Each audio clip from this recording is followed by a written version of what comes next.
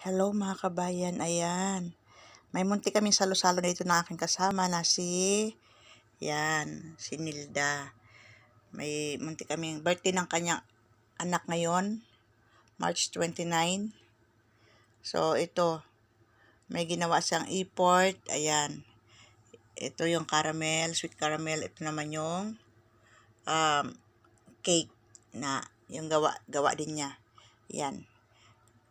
Yan ay bunga ng kanyang yan ang bunga ng kanyang pagmamahal niya sa kanyang anak, nag-iisang anak. Ayan. Ayan, ang tagal-tagal na niyang mula pa maliit pa yung anak niya. Grade school pa lang ngayon, college na. Pero nandito siya sa ibang bansa ang titiis para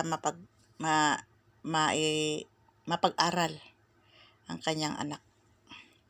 Ganun talaga ang mga nanay.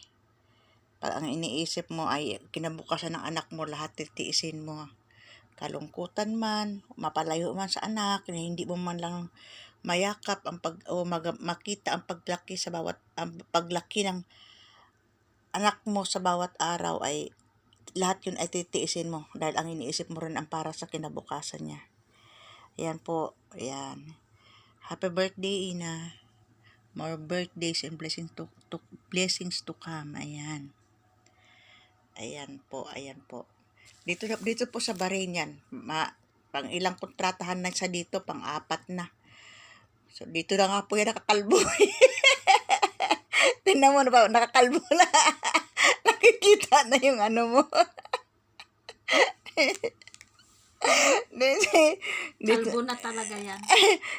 Dito na rin po nagka-puti ng uban, nagka-puti ng buhok. Pating ilong. Pati na buhok ng ilong. Pati may ilong puti. maputi na. Pati yung kilay namumuti na rin. Ayan. Yan lang po.